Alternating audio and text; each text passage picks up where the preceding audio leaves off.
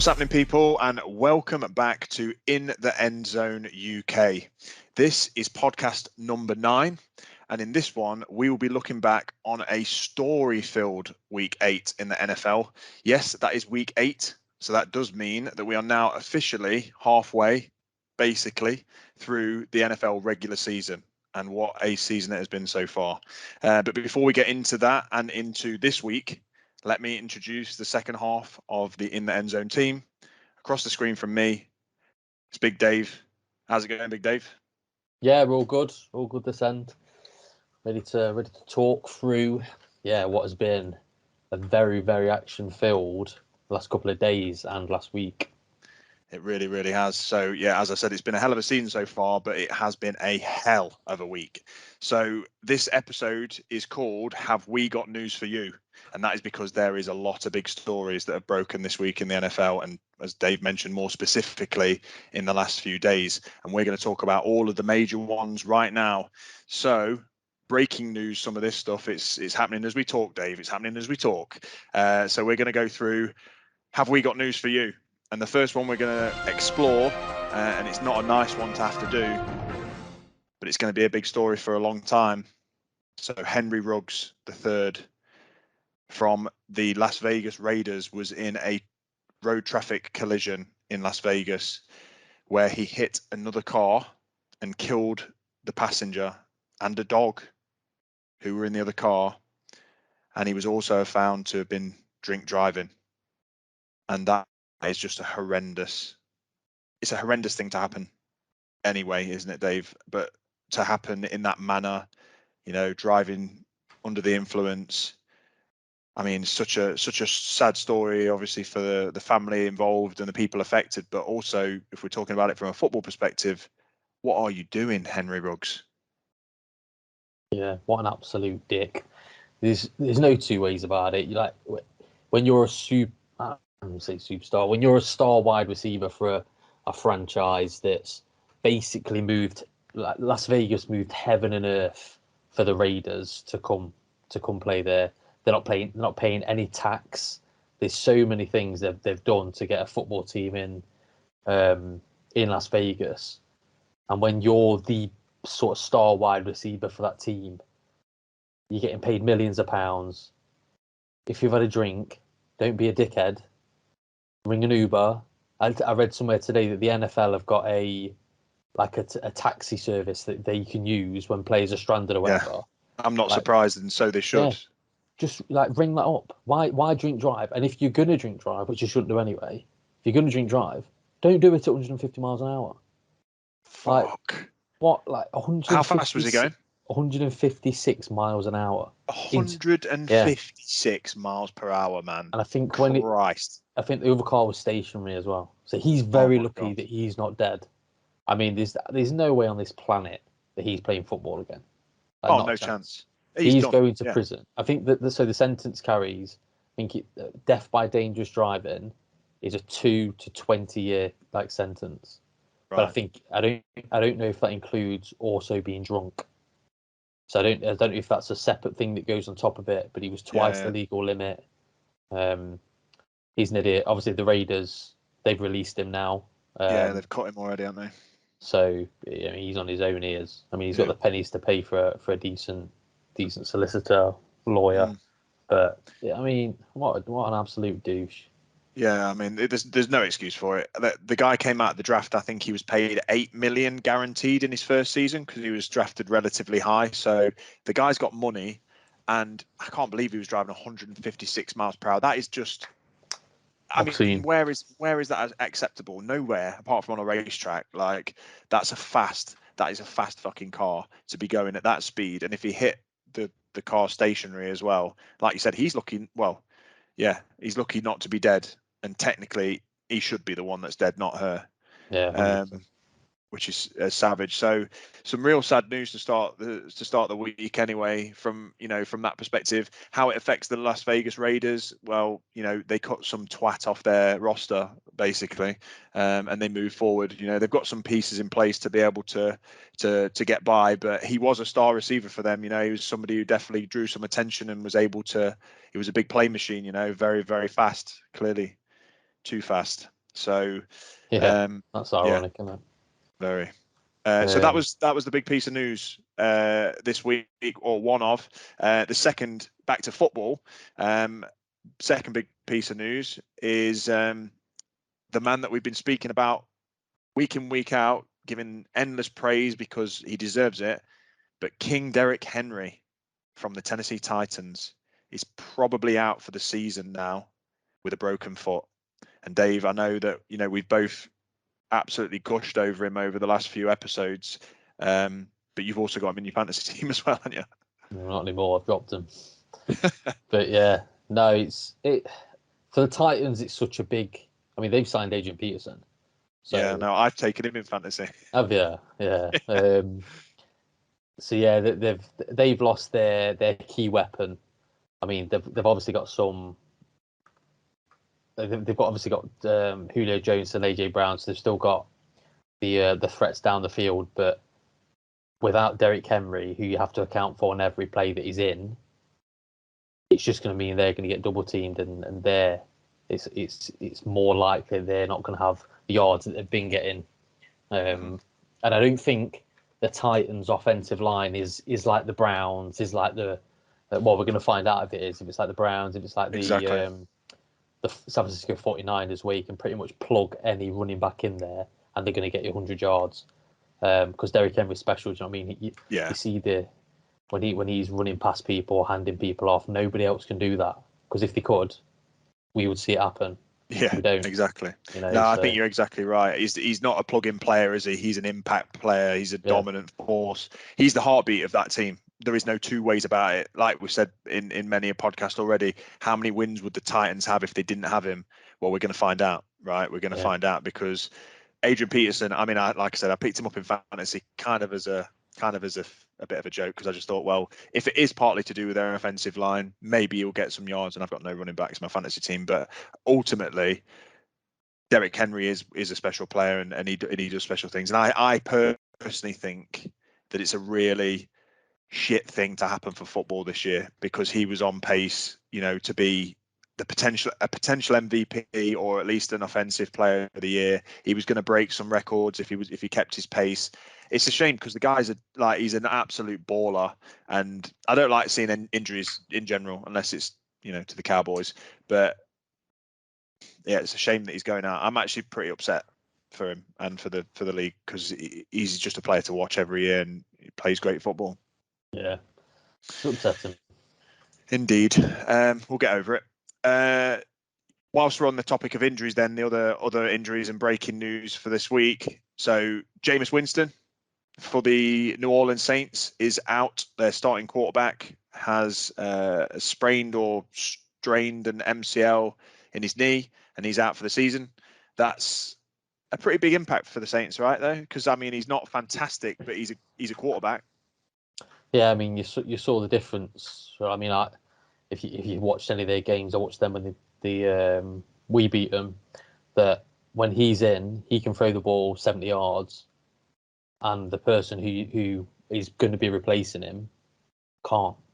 Mm-hmm. So I don't know.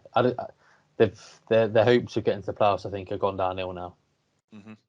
Yeah, I agree. I think the Saints have proven, or they proved in this last game this week when they beat the Bucs, and we'll talk about that later.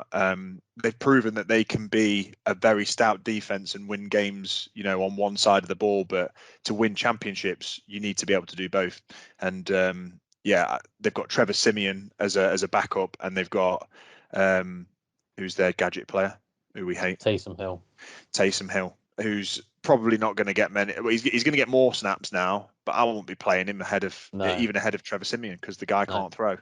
So they're going to probably be a quarterback by committee between those two, unless they sign somebody in the trade window that's got a few hours left. Yeah, I don't know who there is to. No, I don't even know who's out there, to be honest with you. They got to look at good backups, haven't they? I mean, somebody who's better than Trevor Siemian, maybe. I don't know. Case Keenum, is he better? Maybe he's about the same. Yeah. So I mean, there's like Nick Foles out there who's got a bit of an arm on him. Cam Newton, Andy Dalton. Cam's got a shit arm, though, hasn't He's got a shit arm, but Breeze couldn't throw the ball more than 30 yards, albeit he? he No, can throw but it on a dime. Cam Newton, Cam Newton ain't Drew Brees.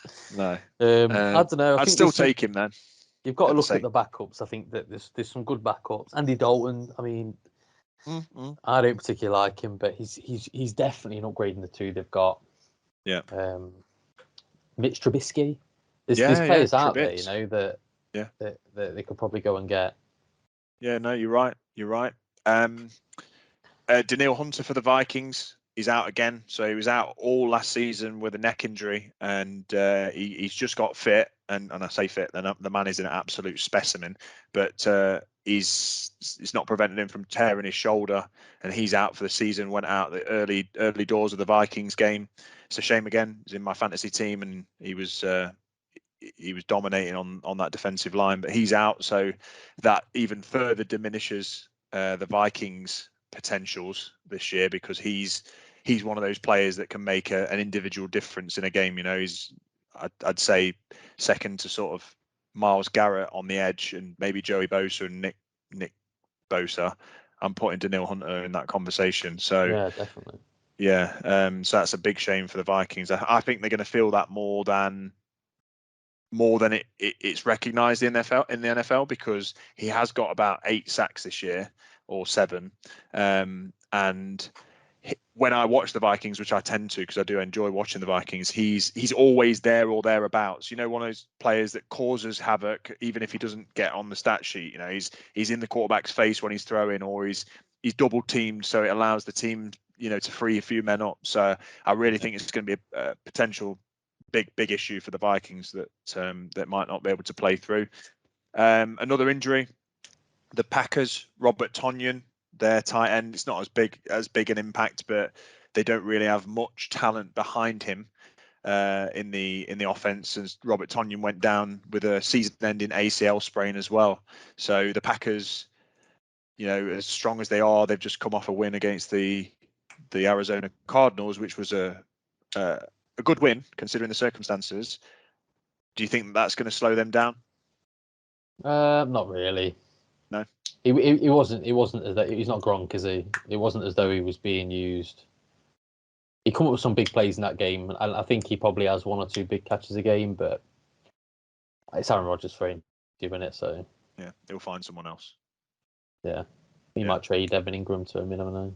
Yeah. So we've got another section a little bit later on, which is called Tricks of the Trade, where myself and Dave are putting some proposed trades forward for as a bit of a fun exercise, considering the trade deadline finishes pretty soon, and we're going to look at a few things. Maybe Dave's just put some insight into a trade there for Evan Ingram, or maybe not. We'll see. Another huge. Okay, good. Okay, fine. No spoilers. Another huge one from our side, and the news that broke midweek this week is that the LA Rams traded for Von Miller from the Broncos. That was huge. Disgusting. It is disgusting. So Von Miller is a Super Bowl champion, Super Bowl MVP, Defensive Rookie of the Year, 3-time first team All Pro, 8-time Pro Bowl, I think, as well. And he's now sat right next to Aaron Donald on the defensive line of the Rams. That is freaking horrid. I'm glad we've already played them. We've got to play them again. I mean, what is that about? You're going to get... So you've got 99 in the middle. Aaron Donald's going to be getting double teamed, which is going to leave him one-on-one with... And there are some ropey left and right tackles in the NFL. He's going to cause absolute mayhem. Mm-hmm. I mean, they weren't short on the pass rush anyway, so... No, they've got Leonard Floyd, who's very good. They're taking a chip out the old, or tip out the old, the Buccaneers book from the Super Bowl, just where Patrick Mahomes didn't have time to scratch his arse. You know, he was getting terrorized left and right. So, good luck, everybody who's got to play the Rams. Yeah, well, it's just made the Rams an even more of a powerhouse. They've kind of almost got like a fantasy team now. You know, after picking up Matt Stafford, and then with Cooper Kupp playing as he's playing, you would arguably say that they needed another wide receiver or an elite tight end or something like that. But with the way Cooper Kupp's playing, he's playing like an elite receiver. Well, he is an elite receiver. So their defense is fucking horrid, man. Like, Yeah. Aaron Donald, Von Miller, Jalen Ramsey. These are all superstar X factors on Madden. Like, get on Madden and play with the Rams. You ain't conceding many points. Yeah, no. Unless you can. So that happened, and I think that's just going to, just bolster the Rams' Super Bowl attempts, really, isn't it? They're definitely all in. That's all. That's what I would say right now. They are all in, clearly, and fair play for going out and getting him, because when he's healthy, Von Miller is an absolute savage, difference maker, big playmaker, ball hawk, strip sack beast, and so is Aaron Donald, who's going to be 2 steps away from him. Absolutely horrendous. Don't want to play him, but we have to. So that's that. And then the last bit of news before we move on is Aaron Rodgers. Aaron Rodgers has contracted COVID, so he's now not going to be available in the next game. And I don't know what's going on here, but he said that he was COVID vaccinated, and now it turns out that he's not. So he's been playing. He's been playing all this time, either unvaccinated or vaccinated or half vaccinated. I don't even know what the score is, but he's got COVID and he's having to sit out. And I think that just goes to, tough shit, Aaron Rodgers. Yeah, I mean, I'm in a weird position where I quite like him because he's my fantasy team, but I actually think he's a knob. And we may hear about this later on. Okay. But so he can't. I don't think he's vaccinated because all he'd have to do is pass a couple of tests to be able to play. Yeah. Is that right? I don't know. No. If you are vaccinated, you have to have 2 negative tests 24 hours apart, and then I think you pass the COVID protocol. I think that's the rule. But if you're not vaccinated, I think you have to have 2 negative tests like 4 days apart or something like that. I'm probably making it up, but it's something like that. So basically, I think the first one's definitely right, because that's what Davante Adams had, isn't it? I think he had COVID but didn't pass them in time or something like that. Either way, he's not vaccinated. And do you know who else has got COVID that I've seen today? No, go on. Saquon Barkley. No chance. Yeah. So he's got it as well. He had some predicted points in fantasy this week, so the app automatically put him in. So I'll be taking him out then, shall I? Yeah. Cool. Right. Well, that was the breaking news. There's a fair bit of other things to talk about, but I think we'll cover it off in On the Clock and in a few of our other segments. But we will now move on to our ever faithful, ever loving slap.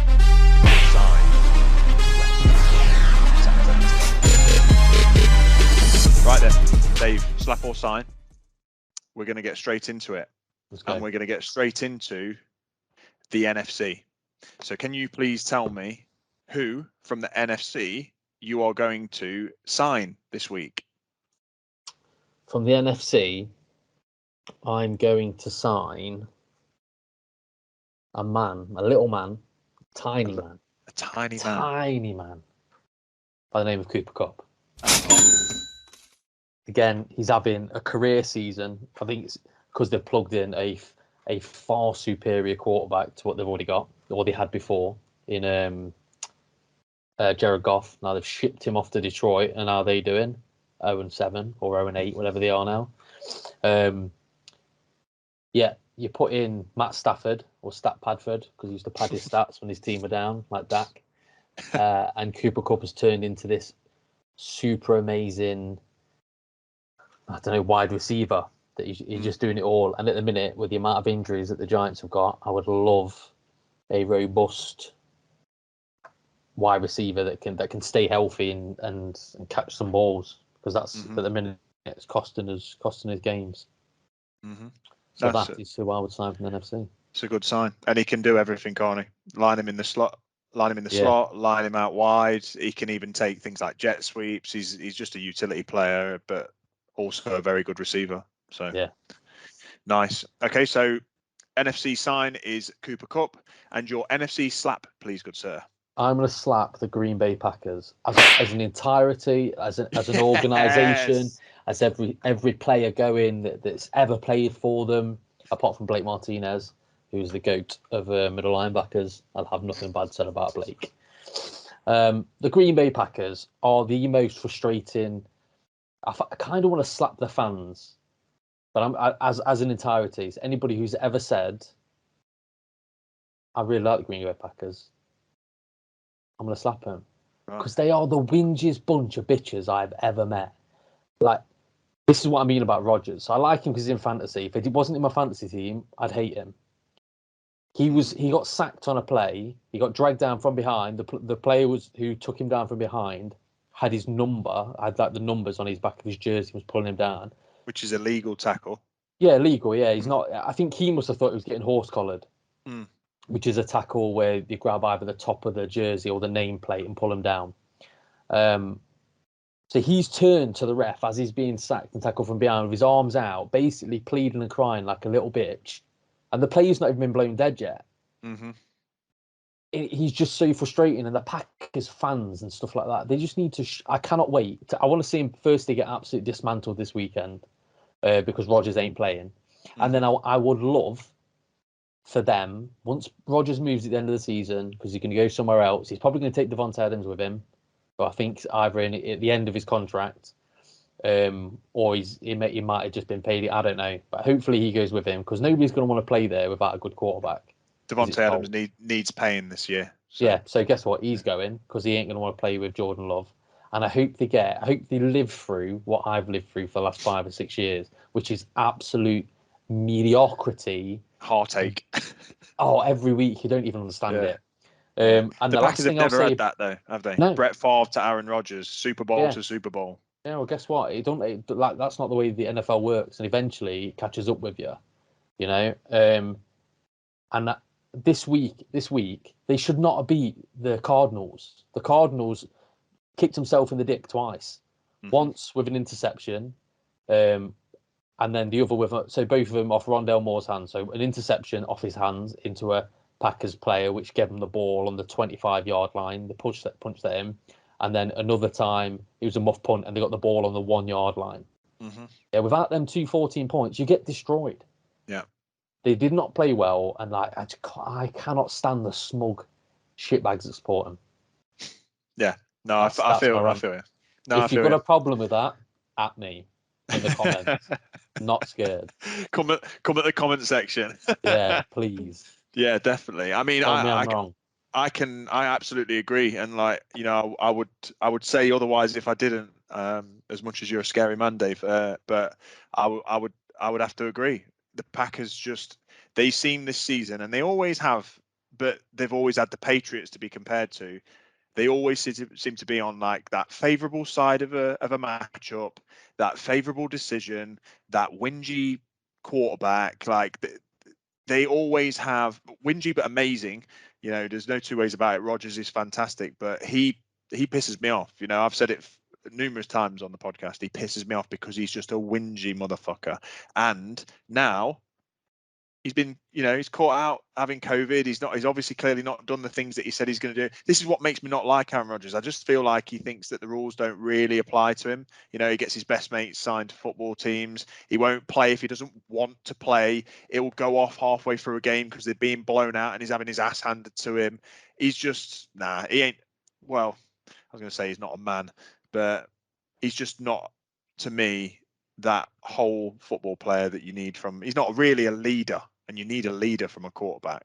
Yeah, so. He's like he says that he wears that helmet, that chin strap. Do you know the 1 point chin strap or whatever it is, where it's just got like most people chin straps have got like 2 bits that go up the side, to keep it on. Yeah, he wears just a single one, and he says it's because players used to be manly. That's what they used to wear. he is a little baby. Mm. Oh, and do you know what? Eli Manning's got more rings than you, pal, and Super Bowl MVPs. Yeah, suck it up. Jeez. Good And he stuff. beat you to get there. I like it. Love a bit of Aaron Rodgers slander.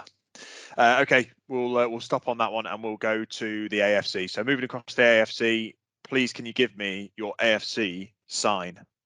Sign, right, I don't want this guy as a starter on my team. However, I will take Mike White from the New York Jets as a backup to Daniel Jones. Mike White. Yeah, I think he's one of two players that in their um, first game as a starter, threw for over 400 yards, and he leads a desperate, embarrassing, dysfunctional, douchebaggish team in the New York Jets to a victory over the Bengals, who were 5-2.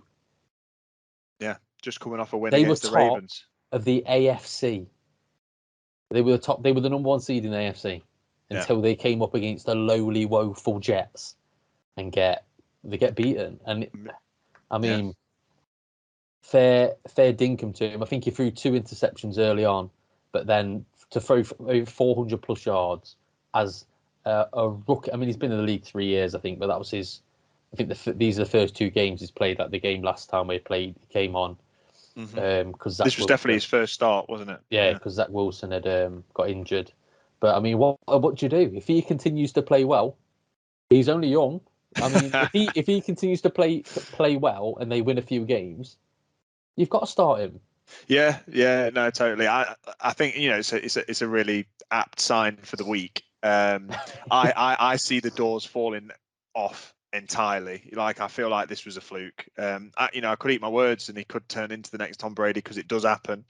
Well, that doesn't happen, but he could certainly turn into a decent player with the opportunity that's been put in his hands. Because a lot of quarterbacks have done the same, but I just think it was one of those. I think it was the doors are going to fall off, and Mike White will slowly be retreating back into the reserves. The anonymity of the third string quarterback. Exactly, but fair play to him. I'm not taking it away from him because you throw for 400 yards. Only Cam Newton's done that ever. Oh, so Cam, was it? Yeah, it was Cam Newton in his first ever start. So not first. Yeah, it must have been. So Mike White, good stuff. And who you slapping from the AFC? I'm gonna slap. We've already discussed this. Okay. Kind of. I'm slapping Mike Vrabel, who is the head coach of the Tennessee Titans. Okay. And I'm slapping him because of the workload he's put on Derrick Henry. And I feel like this is a direct sort of like a tribute to his foot injury, is the amount of snaps and work he's had put on him over the past 3-4 seasons, where his workload is just so much more. And this is the Christian McCaffrey thing, where he's come off, like, it's a little bit different, but he's come off an injury. They keep piling the plays onto him. He's injured, bang on the IR. Derrick Henry's obviously not had that injury, but he's getting the work. I just looked before this. He has had nearly double the workload. So he's had 219 rush attempts in eight games. Jonathan Taylor is second with 121. He's had nearly 100 more rush attempts than anybody else. And just going back into last season as a whole, he had 378. That's monstrous. He's like 2/3 of the way to last year's full total, halfway through a season. Wow. And I just think that as the head coach, you need to be aware of what you're putting your blokes through, what you're putting your players through, and that amount of rush attempts. It takes a toll on somebody over your body over the seasons. Of course, it does. With a lot of basketball players, the Golden State Warriors went to 5 straight NBA finals. Kevin Durant. So in that time, Kevin Durant tore his ACL, tore his Achilles. Klay Thompson tore his ACL and his Achilles. It takes a toll on your body. They're different sports. Basketball is a no-contact sport, and this player's blowing out bits here and there. So I think they do need to start looking at either load management a little bit with, especially running backs, because running backs' careers are so much shorter than everybody else. If this is an issue with his foot and the surgery doesn't resolve it, it could be undone. So I mean, he could be played with this. As soon as he gets 200 rush attempts, boom, bone in foot goes. You know? No, you're right. You're absolutely right. And you kind of assume because he's built like Superman had a baby with freaking Iron Man, or the She-Hulk. Yeah, I'm not sure how Superman can have a baby with Iron Man. Yours was better. But he's built like an absolute Adonis, isn't he? Don't assume Iron Man's gender. Oh no, I'll stay very clear away from that. Gender fluid Iron Man. But yeah, he's built like an absolute god, and he runs through people like we've said before. Very, very large, powerful other humans who are paid to do a job, which is stop him, and he runs through them. But you can't keep doing it, you can't expect to keep doing it without injury, right? There's always that chance, and like you say, Mike Vrabel needs to know. Yes, you want to win a game, but it's just like putting out your cart horse constantly, to eventually, even if it's not the workload, there's also chance involved, right? There's luck. Like there's luck depending on how somebody falls or where they're hit or something like that. And so you're giving him twice the amount of chances to do well. You're also giving him twice the amount of chances to get injured. So it's a good call. I like it. They should listen to you, Dave. Everybody out there, if you listen to this, should listen to me. Not just on NFL. I have some great tips for life from you. Some great takes in life. Okay, maybe that could be one of our later sections, Dave. Dave's life lessons. Yeah, Dave knows best. Cool. That's your slap or signs. Yep, done. So for you, let's stay with the AFC. From the AFC, who are you going to sign this week? Okay, from the AFC this week, I'm going to sign AJ Brown. Okay. AJ Brown, I feel like he's not had the opportunity to really show what he's made of until recent weeks. He was injured to start the season, so he wasn't really at full health.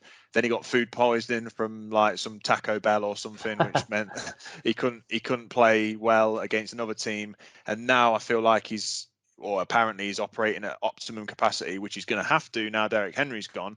But he showed in this game, that he can still do all of the things that he was pegged to be able to do coming into the season. He was one of the top picks in fantasy, certainly in our fantasy league. I didn't pick him up, but somebody did pick him up early, and so he should be, because the guy he's kind of like DK Metcalf. He's kind of like, he's a big-bodied wide receiver, and he's fast, and he can go up and get the ball, and he can muscle people off. This week he had 11 targets with 10 receptions, so he dropped one pass, or maybe it wasn't thrown quite close enough to him, for 155 yards and a touchdown.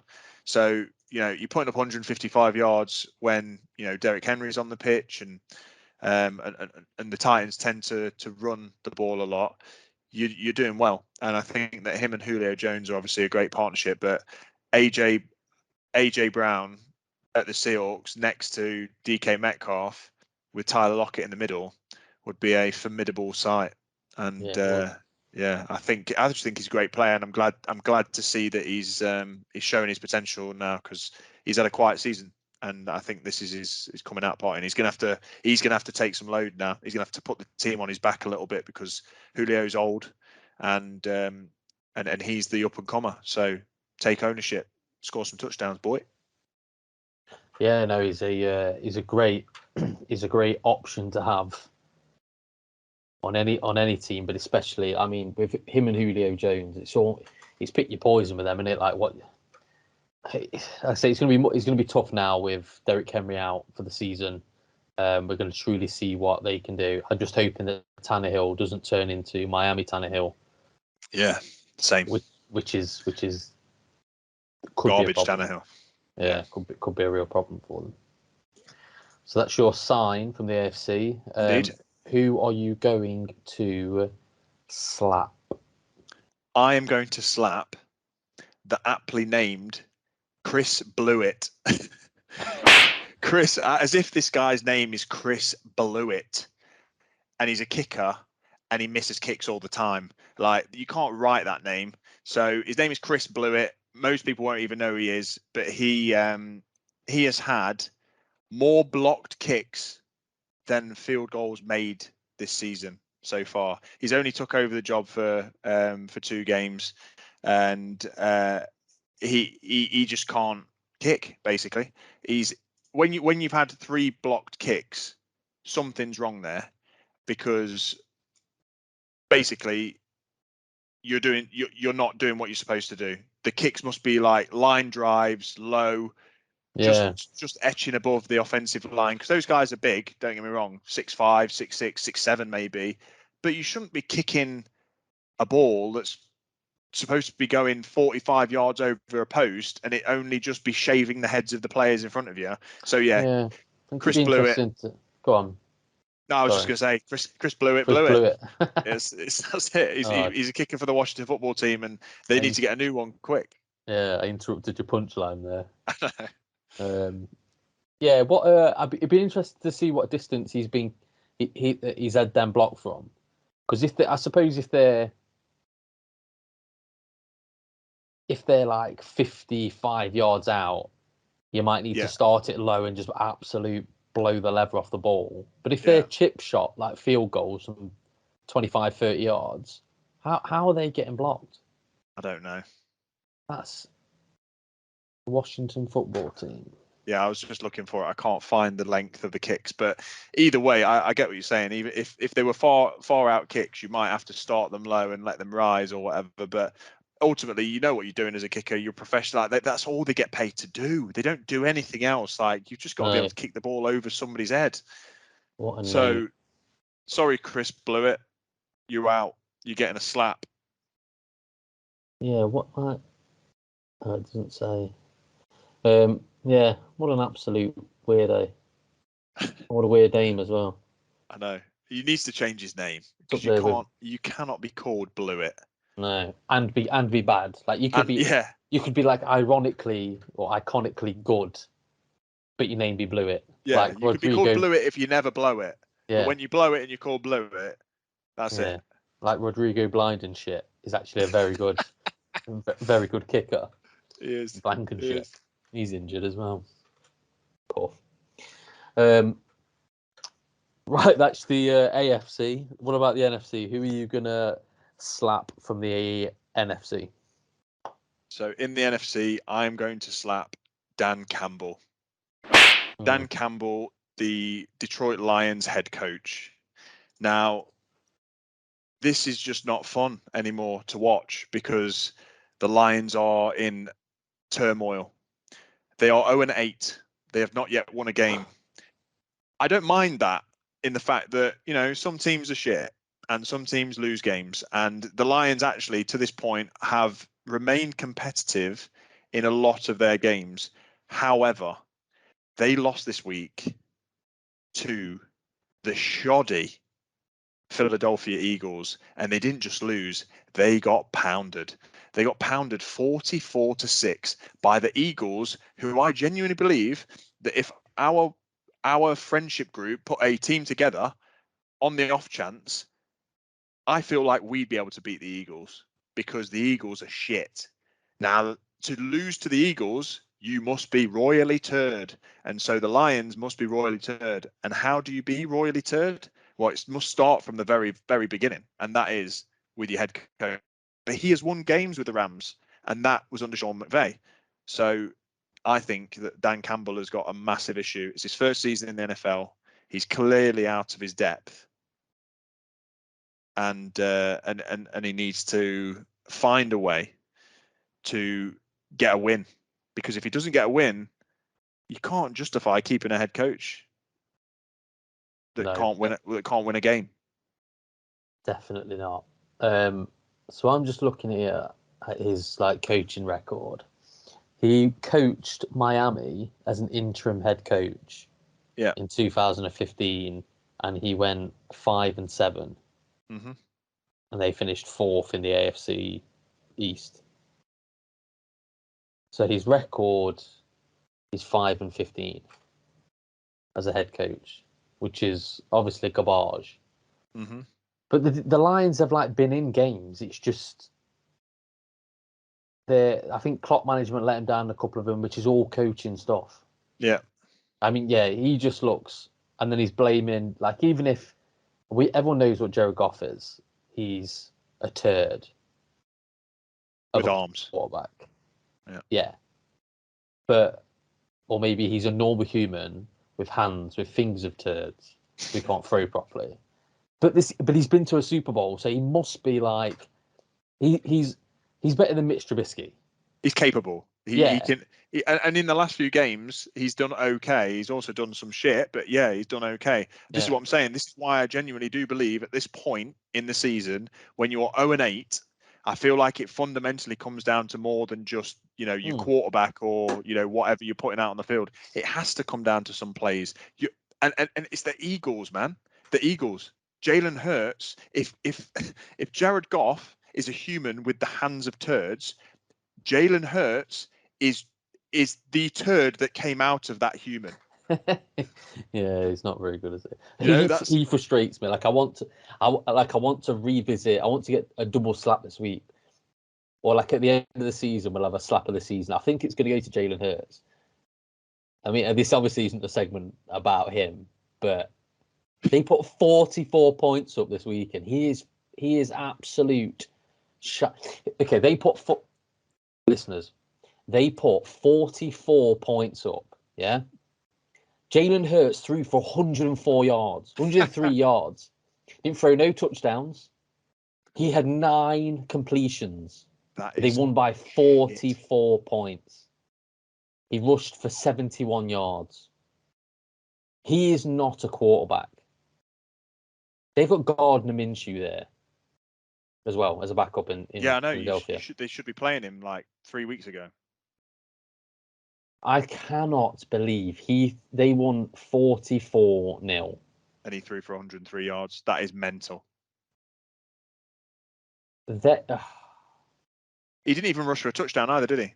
Just 7 attempts for 71 yards.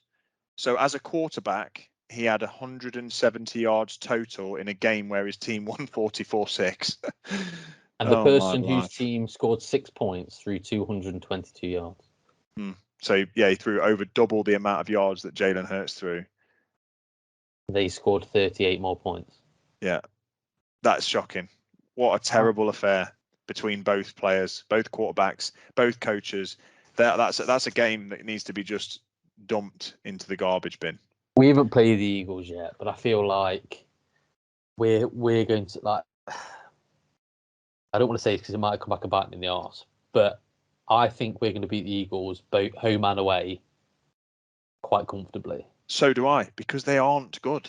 No, against the Chiefs, and I'll talk about this later on, we played 2 high safeties the entire game and gave them all the little underneath sorts. I think we could play the Eagles and not play a safety. Because he can't throw the ball. No, he can't.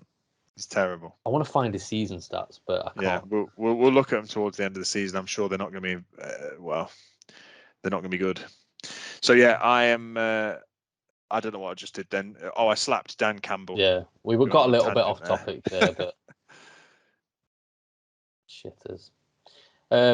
Okay, so who are you going to sign from the NFC? I'm going to sign in the NFC. I'm going to sign Matt Stafford. Okay. Yeah. So at the start of the season, I was dubious to give him massive props, not to give him credit because he's a great quarterback and I've always thought he is at the Lions, but I was dubious to give him massive props because I was thinking, right, okay, it's a couple of games in, he's got a good arm. We all know this, so nothing's new here. But what he's actually doing at the Rams now is pretty special. He's turning you could argue that he's turning Cooper Kupp into a better receiver, and Cooper Kupp's turning him into a better quarterback. You know, they're both helping each other out, and that's why you've signed Cooper Kupp this week, and I've signed Stafford. Is that you could argue on both accounts. You know, that these guys are just making each other better. Matt Stafford's making some great decisions as a quarterback, and his arm just speaks for itself. I think that's the most impressive thing. He just puts mustard on some throws. I think he had one to, I think it was Robert Woods last week, this week just gone, and it was an absolute laser, like a pure ball on a rope, straight through like the smallest window and just into the arms of Robert Woods in the end zone. And it was a beautiful throw, and it had power, precision. The spiral was tight. Love a tight spiral. And Matt Stafford just can do it all. Like, you know, he's doing, I know this winds you up as well, but you know, when everyone goes nuts when Mahomes throws a sidearm pass, you know, Matt Stafford can do that too. He's throwing sidearm passes, you know, no look passes. People don't lose their minds as much about it as they do Mahomes, because probably, you know, he doesn't do it quite as often, but he's doing all those things as an amazing quarterback. And I think that he's now starting to really look like a quarterback that could take that team all the way. 305 yards this week with 3 touchdowns. They were playing the Texans, so, you know, that's like arm wrestling a baby. But at the same time, he did everything he needed to from a quarterback, and he's just making the Rams look special. Yeah, I mean, playing some of the poorer teams can often be the banana skin, you know, to a good team. I mean, we beat the Saints. The Saints have beat the Bucs, beat the back end off the Packers. So sometimes playing a poorer team can come back and bite you, because you probably aren't preparing for him that well. But he's got them rolling now, and I think the difference with a lot of the teams like the Chiefs, for example, they've got poor defense. The Rams defense, they've got a superstar corner in Jalen Ramsey. They've got superstars on that defensive line.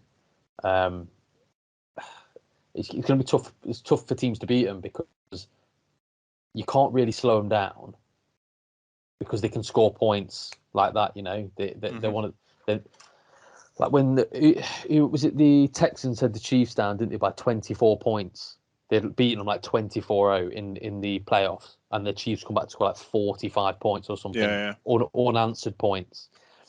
That's the kind of thing that the Rams can do. Mm-hmm. But they've got that insane pressure to get to the quarterback. With Darnold and now Von Miller. I mean, that's disgusting. Just them pair, can't believe they're on the same team. But no, Matt Stafford's a great signing. I think they've got to be. They've got to be the favourites, haven't they? I think at this point, yeah, it's, you know, them, the Bucs, and then the Packers underneath them, maybe. Cardinals, yeah. It's. So yeah. So very good. So that was our slap or sign, and we now move on to our on the clock segment. This is on the clock, where we cover all of the games that were played last week in the NFL, specifically looking at some of the better ones. We won't be covering this week the Ravens from Baltimore and the Raiders from Las Vegas, because they were both on a bye. But who we will be covering, and the first game that we're going to talk about, was the Tampa Bay Buccaneers took on the New Orleans Saints at the Saints house, Mercedes Dome in New Orleans. And the Saints came out of this one victorious, going in as underdogs. They win this 36-27. How did this one go down, Dave? Strange. I mean, Tom Brady can't beat the Saints in the regular season, can he? No. He can beat them in the playoffs, but yeah, I don't really understand it. He always seems to, I don't want to say have a stinker, but he threw 2 interceptions. I mean, he threw 375 yards, which you can expect because they were trailing. And 4 touchdowns. 4 touchdowns, but 2 interceptions, and that the Saints are a team that can just run the ball, you know, so they can drain that clock. Even when Jameis Winston went down, Trevor Siemian, like I say, came in, and he's not a good quarterback, but he's good enough to win with the Saints. So all you need is an average quarterback, clearly. I think Taysom Hill won like 5 games last season when Drew Brees was out. So you can, with that Saints team, you can plug in a very average, very much like the Browns, plug in an average quarterback, and you're still going to beat good teams. They beat the Bucs. They're the better defense on the day, and I think, and that's. Yeah, it's because your defense puts you in, positions to win, right? If they're picking you off or they're stopping you short, which the Saints do, then they're giving you their quarterback a short field to work with. It's almost guaranteed points. Whether one of them was a pick six, so there's an interception for 6 points and then an extra point for 7. So even when your defense is scoring your points, that's the way to beat Tom Brady for sure. I mean, like I said, he didn't have a bad game. He really didn't. I was actually watching it thinking, God, he looks good. Like Tom Brady looked amazing. But he just made a couple of really silly errors. But when I say silly, some of the second pick that he threw, which basically ended the game, you can understand why he threw the ball when you see it from his position. When they replayed it from the quarterback's viewpoint, he was expecting the receiver to come underneath the safety on a slant route, and actually he must have just misread the depth. Needs to go see Jameis Winston's eye doctor or something, because he just misread the depth and threw the pass, and it was jumped on. It was a great interception, to be honest. And other than that, Brady looked like he just looked really good. I was quite shocked that they lost in the end, but it was a good game. And it was maybe just a reality check for the Bucs. You need them as you go through the season. Unless you're going to go 17-0 or 16-1, you're not going to win everything. And this one, to me, doesn't scream alarm bells for the Bucs at all. I felt like they were still moving the ball, and they could have won the game. But like you say, Tom Brady's Achilles is the Saints in the regular season. They just seem to scramble him a little bit, put pressure on him. They get a lot of sacks on Tom Brady, and he doesn't often have them. No, yeah, and like I say, the last one was essentially a 2-minute drill to win the game. But yeah, it's unfortunate. I mean, like I say, I don't think Tom Brady he's probably extremely pissed off that he lost, but he'll sit there the day after and he'll be like, all right, still going to come top of that division, still going to get to the playoffs, and that's when it really matters. They're onto a bye this week. It'll give some of the players that have got a few nickel injuries, give Gronk an extra couple of weeks to get back into it, and then when Gronk's back, that's it. They're winning everything. Lovely stuff. I'm going to run through a few games that we're not going to talk too much about. So there was a few games this week that were pretty average on paper, really. The first one that I will give the scores for is the Dallas Cowboys played the Minnesota Vikings. This one finished 20 to the Cowboys and 16 to the Vikings. So the Cowboys won this one with a backup quarterback playing instead of Dak Prescott, as he had an injured calf coming into this game. It was a low scoring game, 20 points to 16 points. Not one player really dominated within this affair. The backup, Cooper Rush, for the Cowboys, had a really, really, really good game. And it wasn't to be expected, to be honest, because backups don't usually come into a game and throw 325 yards and 2 touchdowns. And Amari Cooper also had 122 yards through the air and a touchdown. But outside of that and the injury to Daniel Hunter, the Vikings looked very poor, and there wasn't too much to take away from that game. Cowboys go to 6-1 in their division, and Vikings fall to 3-4 in the NFC North. Another game that we won't be talking too much about is the Washington football team took on the Denver Broncos. This one was an even lower scoring event, which came in at Washington football team 10 and the Broncos 17. So the Broncos ended a 3-game losing streak, and they managed to pull it back to 4-4 in their division. And the Washington football team fall to 2-6 in the NFC East. In this one, not too much to look into. Tyler Heineke is showing that he's potentially the future, or at least the interim future, for the Washington football team, because he plays a good game every week. 270 yards and a touchdown, and Teddy Bridgewater was slightly overwhelmed in this one by the Broncos defense. Actually came to play for the first time in a while, and the Broncos take the win away, but lose the week by losing Von Miller. We move on to the Green Bay Packers, who played the Arizona Cardinals. So this one was played as one of the late games, and this one finished 24 to the Packers, 21 to the previously unbeaten Cardinals. Both teams are now 7-1 in their respective divisions. Packers 7 wins and 1 loss. Cardinals 7 wins and 1 loss. This one we've spoken about a little bit already, Dave, right? So yeah, we don't need to go into it too much. On this. But ultimately, I feel like this one was the Cardinals to give away. Really, I think that they gifted this win to the Packers, and that's something that you don't do. No, and to give them, I mean, they could have kicked a field goal to win it right at the end. They were I want to say they were on the 5-yard line. They were close, and Kyler Murray throws. I think he didn't have a great game. Throwing the ball. No. I mean, to look at his stats, it doesn't look like it. It was different visually to watch.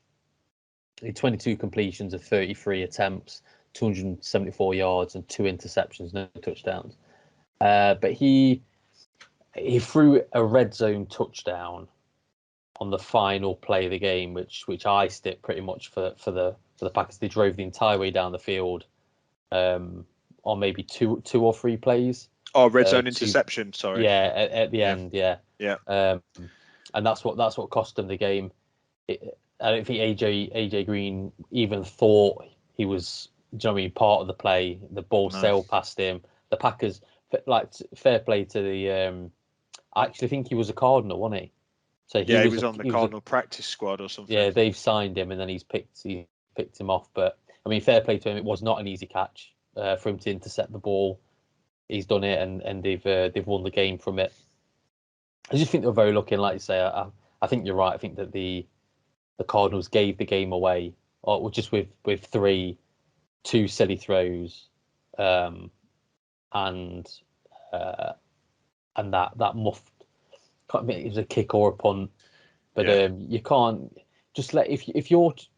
This frustrates me the life out of me. Firstly, if you're in the end zone and you catch a kick or a punt, I don't think you can catch a punt there, would you? You would even try to catch a punt there, but try and catch a kick there. Just leave it, because chances are, if you catch it, you're not getting past the 25-yard line.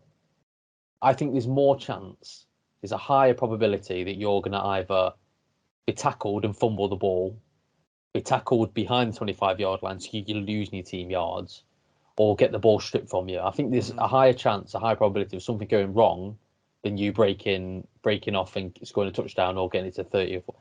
Like, I would rather my team just let the ball touch the end zone and get a touchback. Yeah. Why? And especially on like the inside the 5, just let the ball go.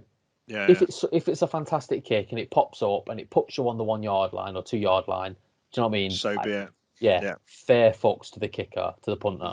But why risk it and then go to catch it, knowing you're not going to or going to leave it, and it catches your finger and then it puts them on the 1-yard line or 2-yard line. It was infuriating for me to watch, and I'm not a Cardinals fan. I'd no horse in the race, to be honest with you, because I didn't play Aaron Rodgers in fantasy. So for me, I wasn't really bothered who won, but no, it was a good game, I think. But it was just frustrating to see, and I think I was frustrated by the Packers, just the attitude of some of the players, and we talked about it. But yeah, I mean, it goes to show with Aaron Rodgers, the stats for the game. He had 184 yards, and actually going into the fourth quarter, he had much less than that. He threw a few long passes in the last part of the game, but I remember looking and seeing in like the third quarter, he had something like 70 yards. It was a woeful performance from him anyway. And then the 2 touchdowns that he had were both to his best mate, his lover, Randall Cobb. And Randall Cobb had 3 catches for 15 yards and 2 touchdowns. Like, they were basically just yeah, basically just little throws on the your 2-yard line to his best mate in the end zone just to sort of pad his stats. And yeah.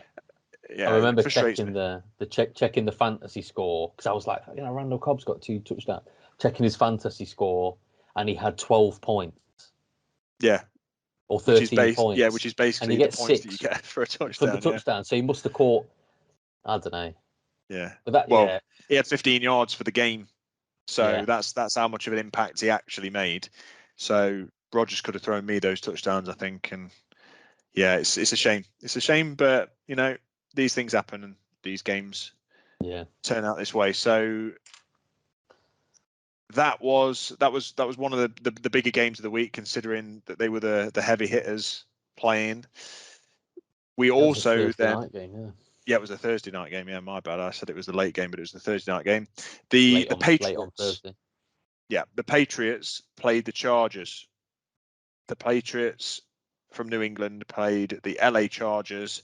This one was supposed to really be on paper a Chargers win, coming back from a bit of a hefty loss. They were on a bye week. They had time to prepare, and they ended up losing to the Patriots, to the rookie quarterback Mac Jones.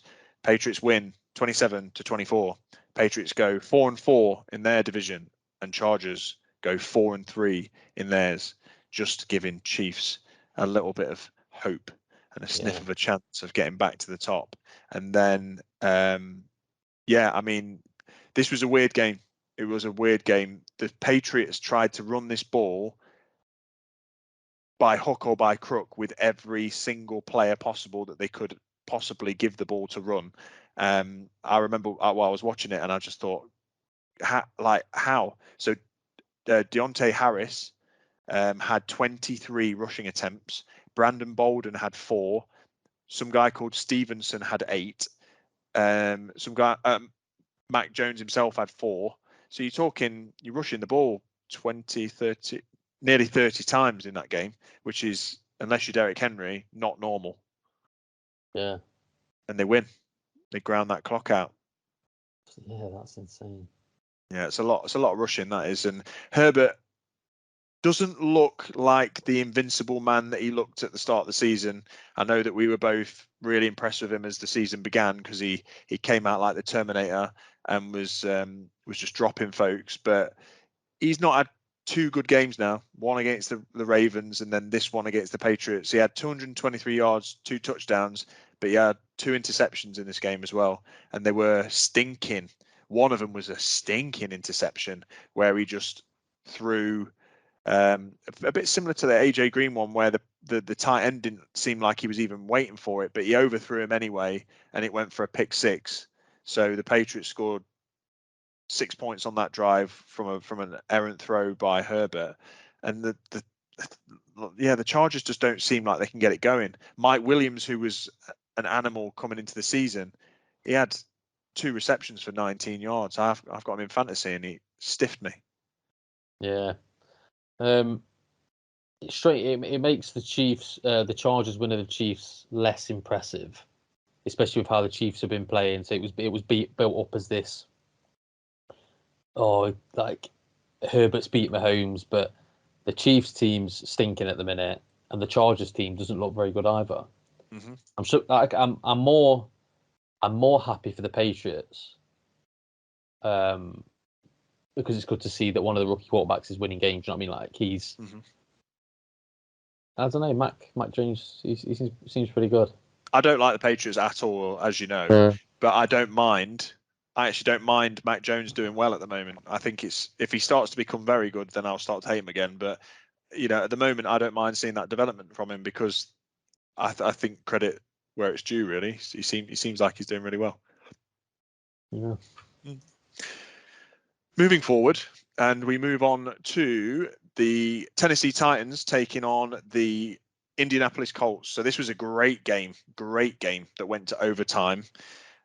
Back and forth. It doesn't look like it, but it was a highly defensive game, this one. There was a lot of defensive stops. There was a lot of turnovers. I think there was about 4 picks in this game. So I think both quarterbacks, threw 4 interceptions, but both quarterbacks also had a good day as well. Like threw for about 240 yards each, 3 touchdowns each, 2 interceptions each.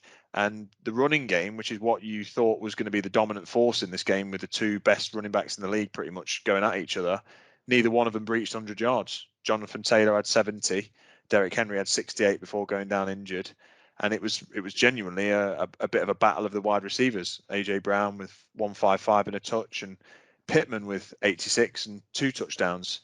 It was a great game. Went to overtime, and the Titans managed to get a stop and then kick a field goal, and the Titans won 34-31, potentially pushing the Colts more than likely out of contention of winning that division, because it was a divisional matchup.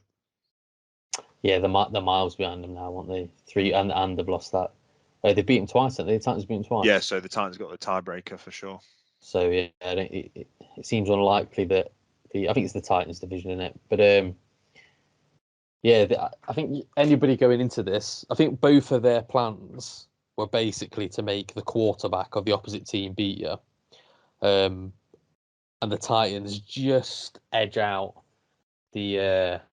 Well, they don't just edge them out. Actually, the Titans wide receivers are a lot better than although I quite like Pittman. He's not bad. He's certainly not AJ Brown. He's categorically not Julio Jones. Jonathan Taylor had 3 catches for 58 yards. He seems to be really good on those sort of screen passes. Yeah, sort of bubble screen passes, and then he's explosive, isn't he? Yeah, he's good after the catch. He can get averaging 17 yards there. But no, yeah, I quite like the Titans. As much as I slapped Vrabel earlier, I quite like him. He seems very much a bit of a gruntish player, you know. And he was a Patriot, so yeah. I think you summed it up quite well there, because actually, if you put it down, you know, on the X's and O's, ultimately the Colts are good, but the Titans are better. You know, you've got Tannehill, who's better than Wentz. You've got AJ Brown, who's better than Pittman. You've got Derrick Henry, who's better than Taylor. You know, they should be winning that game, but it's kind of marginal. You know, so yeah.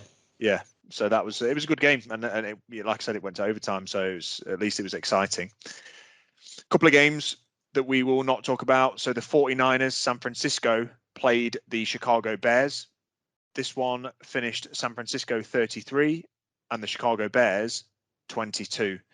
So there was not a lot to discuss in this game, really. Justin Fields had probably the best game that he's had so far this year, with 103 yards on the ground, a rushing touchdown and a passing touchdown, both of which the rushing and the passing touchdown were actually pretty good. They were both showing off his talents, good throw and a very, very elusive run. But Jimmy Garoppolo, unfortunately for the Bears, did just what he needed to do to win the game. 322 yards, no touchdowns, but he ran for 2 touchdowns. And is it Elijah Mitchell? Yeah, had another 100+ yard game. Just again going to prove Dave's point, which is you could plug anybody in at the San Francisco 49ers and they'll go for 100+ yards. But he's looking pretty special, actually, don't you think? As much as they always make running backs look special. Yeah, I mean, I don't know, because who's the one that's gone down? Who's done his ACL or whatever it is? Who did that before? Mozart. Yeah, Raheem Mostert. He rushes for like 200 yards a game when he has them games. So I don't know. Mitchell looks all right. Picked him with fantasy, so he better be. So that was the Niners, and a game that we should be talking about, but we're not going to, was the Pittsburgh Steelers taking on the Cleveland Browns. And this was a stonker. What a boring game. Absolute stinker. Yeah. I aptly named the Cleveland Browns in this game because they were as brown as a ripe old turd. But the Steelers won this game. Yeah, Steelers won this game by only managing 15 points to the Browns 10. And if you look at some of the players that the Browns, like, this is a disappointment all round for both teams, really, because the Browns, they had Nick Chubb back. Okay, maybe not have been full health, but they had him. Jarvis Landry, Odell Beckham, Baker Mayfield played in this game. Their defense is savage, and they can only muster 10 points against the Steelers. It's pretty pathetic. And then on the flip side, the Steelers mustering 15 points. And basically, I might save it for another week. But Najee Harris had 26 rush attempts in this game on his own. 26. That's ridiculous. Talking about, Mike Vrabel and giving that, workload to Derrick Henry and that kind of thing. It's not right. It's really not right. 26 rushers, three passes or targets towards him. The guy's going to burn out, I think. And I know that he's a rookie, so he's probably got, stamina for days, and he's willing to take as much work as they can give him. But you don't do that to a running back. Like, you just don't feed them. I'd be surprised. Well, I'd be interested to see how many attempts they've tried to put at him this year. And I could almost guarantee it'll be as many total if you include receptions as Derrick Henry. Yeah, I'm gonna have a quick look now actually while we're on it. So yeah, I mean, it wasn't a game to talk about, so that's why I'm kind of skipping through it. But it was a divisional match. I expected the Browns to win, but the Steelers took it. Steelers go to 4-3 in the division. Browns go to 4-4. Browns are bottom of that division. Yeah, I don't know. Oh, I've just got rid of all my maps. Yeah, Baker's injured and he's got a bad shot, but it's his non-throwing arm. So I don't know how that affects his throwing arm. I don't know. I just think I wonder what they would be like with a quarterback that could throw the ball, properly throw the ball. Because their team, it's like some quarterbacks just don't get. Some quarterbacks get teams built around them that are just perfect, But I feel like if they had an Aaron Rodgers there or a Patrick Mahomes, they'd be demolishing everybody. Yeah. I mean, Odell Beckham, that's the thing that's come out recently, isn't it? That his dad's put up a 12-minute montage of all the times that Odell Beckham's been open and Baker Mayfield's not throwing the ball to him. Yeah, that's pretty bad. But yeah, I don't particularly like either of the teams. No, not massive. The Browns or the Steelers. I don't think they play attractive football. That sounds like a weirdo to say that, but they're not football. Yeah, get your footballs out. They're not pleasing to the eye. No, for sure. I agree. So moving forward, we move on to a game that we've kind of already covered, and that was the Philadelphia Eagles taking on the Detroit Lions. The Eagles blew the tail off the Lions, 44 to the Lions, measly 6. Eagles go to 3-5 in their division. Lions fall to 0-8, the only winless team in the NFL right now.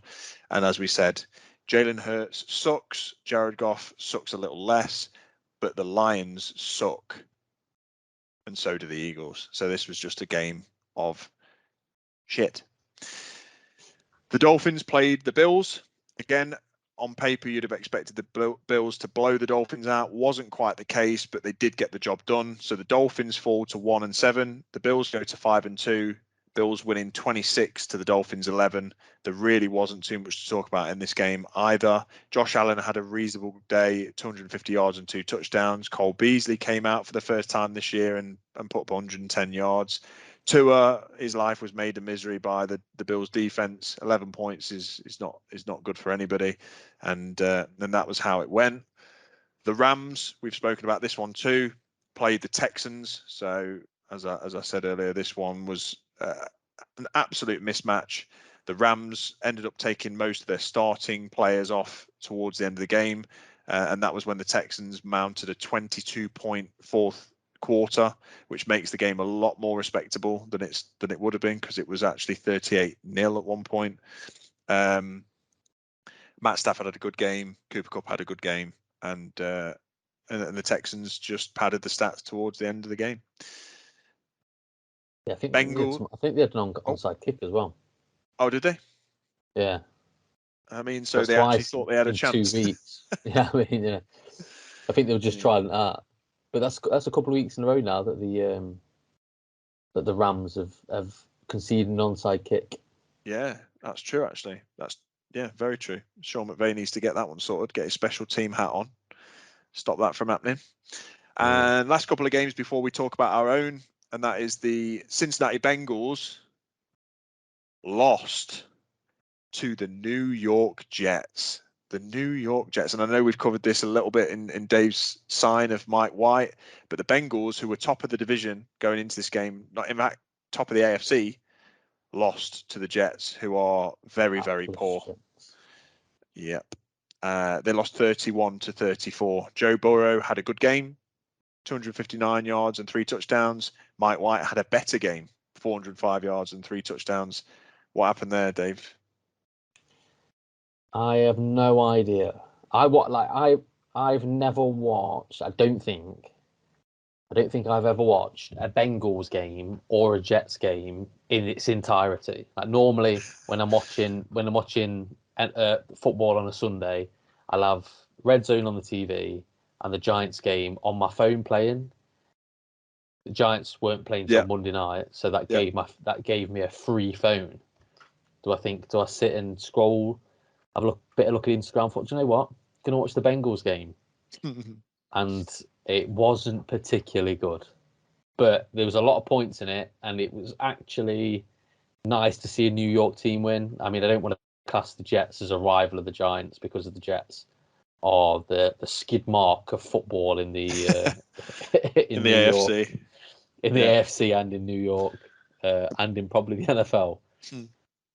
But I don't know. I mean, it was all right to see him win. I had Joe Burrow in fantasy. That was my reason for watching it. But Mike White, he threw 2 early interceptions, but then he turned it on and he looked like a good quarterback. He looked everything that he looked like everything we were promised to get from Zach Wilson and more. I'm gonna start a petition, and it's Mike White is QB1 in New York for the Jets. Nobody else. Yeah, I think it reminded me of when I was watching it. Because one of our mates, Cam, messaged me saying, I feel sorry for the Jets quarterback. And that was after he'd thrown his 2 picks. And then obviously he went on a huge rampage, threw for 400 yards and 3 touchdowns. And it reminded me of that bit in, in Dumb and Dumber, when he turns up on the little motorbike and he's like, I can't believe it. I can't believe you went and did this. You ruined everything. And then came back and totally redeemed yourself. Because I was just thinking that was what the players must have been thinking at half time. It's like, this guy has literally totally redeemed himself from being utter shit to utter class. He missed 8 passes. He threw 48 times, missed 8 passes, and 2 of them were interceptions. So only six balls hit the floor that shouldn't have hit the floor. And I think, and if Cam, if you're listening, and Zach, you're both Packers fans, you're getting that kind of performance. It'll be inconsistent because he'll throw for about 50 yards next week. That's what you're going to get when Rodgers leaves you. When Rodgers leaves you and Devontae Adams leaves you, you're going to get that. And I cannot wait to see your faces. So enjoy it while you've got it. Enjoy this run to the NFC title, NFC championship game that you're going to lose because Rodgers can't win. He's only ever won one of them. Dave's going in on the Packers. Love it. And totally redeem yourself. And if you Google now, everybody who's listening, Google NFL games and then click on the Packers. The Packers. Where is it now? Let me find it. It's the top one. Click on the Cardinals Packers game, and look at even the NFL hate the Packers. Look at the picture they've got on there. Can you see it? No, hold on. I'm screenshotting. I'm going to put it on the Instagram page after this. What am I googling? So just Google NFL games, and it brings up the list of games. Yeah. And then when it's got the list there, click on the Cardinals Packers game, and look at the Week 8 game highlights is what it's called, and it's got a picture of the Packers badge and the Cardinals badge, and then it always has like a still from in the game of something that happened. And it's the It's- picture of when it's Aaron Rodgers gets sacked and his helmet's across his nose. He's just lay on the floor looking like Filch from Harry Potter, the caretaker. Oh, what an absolute creature. But how much must the NFL think this bloke's a gimp to put that up? I know, As he their looks like official a highlights thing? proper hobo, doesn't he? That Yeah. meme is one of the best things I've ever seen. When I woke up and saw that on Friday morning, I was like, I thought it was fake. I genuinely Yeah. thought it was fake. I was like, that can't be real. He Did you looks see like the bloke who dressed up as absolute Halloween for it? moth. It's a Yeah, bloke who took. yeah, it's class. Amazing. Oh, What an fun. absolute jack creature he is. Yeah. But yeah, so Sauce Rogers, but what a weirdo. He's going to look even worse with COVID. Right, back on track, and we're well, there's one more game, but again, we're not going to talk about it. And it was the Panthers playing the Falcons. Another low-scoring shit game, Dave. Panthers won 19 to the Falcons' poor 13. There was, yeah, just not good. Matt Ryan threw one touchdown. Sam Darnold didn't throw one at all. Chubba Hubbard ran for Chubba Hubbard. I like saying that. Chubba Hubbard. Chubba Hubbard. He ran for a touchdown and 82 yards. Just nothing else happened in that game. It was crap. Yeah. Both teams are crap. That's why. That's it. Yeah. Yeah. So Panthers win, go to 4-4 in the division. Falcons lose, go to 3-4 in the division, and we move on. And we go to. Should we go to you, Dave? Let's go to the Giants. Yeah. Yeah. So we go to the Giants, who played on Monday night against the Kansas City Chiefs, and the Giants just lost out in this one, 17 to the Chiefs 20. Take us through it, Dave. So normally when the Giants lose, I'm in a bad mood. But I actually couldn't have been, and this is going to sound pretty weird, not weird, pretty sad. Little, I was proud of the Giants because the Chiefs, although they're not having a great season, they're still a far superior team to what the Giants have got. But the Giants were in this game. We could have won this game. It was tied at 17 all with 3 minutes left in the fourth quarter. We were in it to start off, I suppose. So Patrick Mahomes drives like all teams. So you notice that most teams score on their opening drives, yeah, because they've got 15 plays probably dialed up that are all good plays. They've obviously know the defense, what we're going to play from tape. So pretty much most teams score on their opening drive. The Giants are one of two teams that have not conceded any points in the first quarter of a game this season. Oh, They really? were. Yeah, they were. Oh, they were. So the Chiefs drive down the field, and then Patrick Mahomes throws an interception. I'm thinking, cool, we're going to keep that trend going. We're going to unload our 15 plays now and score some points. Mm-hmm. No, Daniel Jones thinks I'll come out and I'll throw an interception straight away as well. So give them the ball back in our half. They then push it into the end zone on third down to a Tyreek Hill touchdown. Mm-hmm. We played the same defense that everyone's been playing against the Chiefs, and that's the reason they're struggling to get these big plays off. Two deep safeties, is it? Yeah, so we played two deep safeties, but we were playing them deep. So we were giving them everything that they wanted and basically daring them to run the ball. And giving them every underneath play they wanted. Because eventually, when you get into the red zone, them underneath plays don't work anymore. Mm-hmm. Because you've not got the two deep safeties playing deep. They're playing in the red zone. So you're cutting off them deep throws, and the back line is obviously an extra defender that you've got because players can't run any further. So by playing that the whole game, we were limiting them to the underneath stuff, and our defense was playing really well. So it was stopping it, and we were getting the ball back. We were forcing 3 and outs. They were getting penalties. We were getting penalties, and ultimately, that's that cost us at the end. So we had them on a 2nd and 20 in their 20-yard line. And then one of the players jumps offside. No, we had two penalties. What was the first one? The first one was, I can't remember what it was now, but essentially we had I think it was a first and 20, second and 20. One of our linebackers jumps offside. Patrick Mahomes throws, so they get the flag. Mahomes throws an interception.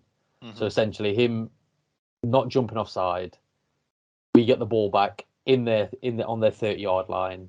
All we need is a field goal, and we probably win the game. But the interceptions rolled off. They then march down the field, get within field goal range, and they kick the field goal. It's a frustrating way to lose, but I was happy with how the team played. I think everyone played well, considering they had their entire starting team. Chris Jones was playing, Frank Clark was playing, all the wide receivers playing, Travis Kelce was playing, and we had nobody. Sterling Shepard went out of a knee injury early on. Kadarius Toney's got a cut down his thumb, so he can't catch a ball, so he's gone out. And we still play them to within 3 points.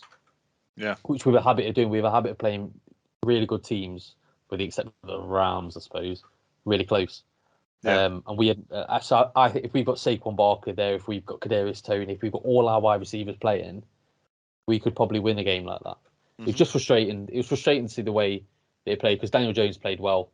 I don't know what he finished with, actually. 222 yards, 2 touchdowns. Yeah, no, he did play well, but he looked good.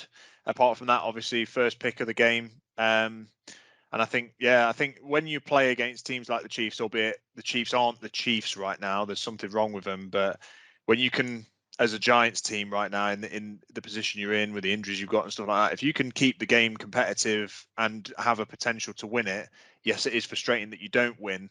But when you kind of play the Chiefs, you can come away and think, yeah, I didn't really expect to win that one anyway, so that's okay. Yeah, And yeah, you exactly. can take the positives out of the game, which is, well, we hung with the Chiefs for fucking 90 minutes or whatever it was. So yeah, and our it's a good thing. defense played. Yeah, like I've been waiting. Like the last game against the Panthers, our defense played amazing. This game, our defense played so well. Just them 2 penalties at the end that was a bit frustrating, but I feel like the defense is starting to round that corner now, where it's going to be the same as it was at the end of last year, top 10 defense. Keep saying it every fucking week, and we just need to get players healthy. We've got, I can't remember, we've got this week actually. We've got the Raiders this week. Then we go into a bye, and then we play the Bucs. So hopefully we can get our players back healthy. So when we play the Bucs, we can hopefully give them a good game as well, and then finish off the season with a few wins, which is desperately what we need. Nice. Yeah, good stuff. And I think from the Chiefs' perspective as well, they didn't look great, but I think that was credit to the Giants' defense for a big part of it. Mahomes he's had a lot of picks this year that have like bounced off things and bounced off people and people's hands and stuff like that. So I think that he's been unfortunate in the fact that I'm only defending him because, a lot of people are saying like, what's wrong with Mahomes? He is throwing a lot of interceptions, but they're not interceptions that go into like the hands of another player because it's a wrong read. It's at the right player and then bounces off or something happens. So I think that he's been unfortunate. And the Chiefs, if they want to be like a dynasty that lasts for a certain amount of years and they're going to be, back-to-back Super Bowls or always be in contention, you have to go through some hardships, right? You have to go through some bad luck. You have to go through some bad luck. You have to have some injuries. You have to overcome a bit of, either lethargy or whatever it might be. So, I mean, I'm not anywhere near as high on them as I was in the start of the season to say that I think that they're going to just be the powerhouse that they once were. But I'm still not as worried as I think that like people are making out at the moment. I still think, this early in the season or mid-season, that the Chiefs defense can start to find a little bit of a rhythm. And I think that Mahomes just needs to maybe just get out of his head a little bit and start taking what defenses are giving him. Because like you say, they've kind of found the way to stop him deep, take what's underneath. And yes, so when you get into the red zone, it's a bit harder. But when you've got a healthy running back and some options there, the Chiefs can still score in the red zone. So I'm not too worried about them. But yeah, well played to the Giants for playing a tight game, I think. Yeah, I mean that interception, I do get it, and it's frustrating to see because I've lived that where Daniel Jones passes to Evan Ingram and everything bounces off his hands into it, like it's the Madden pick. Do you know what I mean? Where it bounces off a player. But that one, it's gone through his player's hand, hit his head, bounced about 10 foot in the air, and then picked off. Yeah. That was a bullet to the bloke's face. I think if he turned his head, it had got stuck in his face mask. Yeah. So maybe just take a bit of the whip off it, Yeah. and just throw him a ball that you can catch. But Yeah. no, it is frustrating when that happens because with every team's quarterback has had that happen where it's pinged off something, and it is that they're the most frustrating ones. Definitely. I think. Definitely. See. Frustrating on Madden as well. And then the final game of the week, I can sit here and for the first time in a few weeks talk about a Seahawks win. That makes me happy. It makes me happy in my face, makes me happy in my pants. The thing is, I'm not going to sit here and get too excited about it because we beat the Jaguars. So the Seahawks played the Jacksonville Jaguars. It was at home, and we pretty much dismantled the Jaguars. The Jaguars scored on their final drive in the game. If they hadn't scored on that drive, we'd have shut them out. And they went for it on 4th down as well, just so that they weren't shut out. So they could have kicked a field goal, but they decided to throw the ball, and they scored 7 points. So the Seahawks won at Lumen Field in Seattle, 31 to the Jaguars 7. We had a pretty much, from my side, it was an overall team win. And that's nice to have, when you have a team win. So it wasn't just one person or one big play. Everybody contributed. Geno Smith had a 200-yard game, so that's not fantastic. 195 yards and 2 touchdowns, but I think he went 14 or 15 plays without missing a pass. Broke Aaron Rodgers' record this season in most completions or consecutive completions in a game. That doesn't mean he's better than Rodgers. It doesn't even mean that he's a starting quarterback. He just did what he needed to do, and he did what he needed to do to win the game. He played it safe. He played it into the hands of his playmakers. Tyler Lockett had 142 yards and 12 receptions. Love to see Tyler Lockett coming back and actually doing something, because he's been quiet for a long portion of this season since Russ went out. And it's going to happen. You've not got your superstar franchise quarterback, throwing balls to you, but Geno Smith found a way. He also threw a jump ball to DK Metcalf in the end zone, which doesn't happen often. Russ usually whips him in to his chest, and Geno said, "Go up and get this one, DK." And did he go up and get that? And it was even more sweet because he went up and got it over the head of Shaquem Griffin, who was our old cornerback that we let go this year and took a big deal at the Jags instead of the mediocre deal that we gave him at the Seahawks, and DK made him look like a school kid. He had another touchdown as well, so DK had 2 touchdowns, and then our defense did exactly what it needed to do against a rookie quarterback. So I'm not getting excited about it. We shut out a rookie quarterback for nearly the whole game, for 58 minutes of the 60-minute game. At least you can say that your defense can do that. That's what I would say, is that at least we've got the capacity to shut people out. The Dolphins gave up 300 something yards to Lawrence, so you can look at things that way. But I think that we were just firing on the right cylinders this week. Quandre Diggs, I will call out, is a great safety. The fact that we paid a 5th round pick for Quandre Diggs and 2 first-round picks for Jamal Adams kind of speaks volumes, because Quandre Diggs is the only player in the NFL to have 3 or more interceptions in the last 6 years, and he's got 3 this year as well now. So massively underrated safety in my eyes. I know he got into the top 100 this year, I think, and he was Pro Bowl last year, but he had a great game as well and picked Lawrence off on an easy pick. So more importantly, so to get back on track, I did say last week we needed to win this game. We had to win this game. I felt like it was a must win because it gives us hope, which is hard for me because it gives me hope, which is probably going to turn into heartache, but it gives me hope because we've now won this game. We've got a bye week this week, so we don't play. That means Russ has another week to rest. His finger's looking good. He's had the pin removed. If we'd have lost this game, we wouldn't have had enough games available to turn them into wins to then make the playoffs. Now I think that we maybe do. It doesn't mean that I think we're going to make the playoffs, but it does mean that we've got the opportunity. And you can't ask for any more than loving the opportunity to make the playoffs, right? No, I mean, I don't think that's something I've not got hope for, but I had it last year. Yeah. And so I know the heartbreak when a team stiffs you. But no, I think the one thing that I was happy. I mean, I knew you were going to beat the Jags because the Jags are awful. They've had one win against the Dolphins, who are also awful. But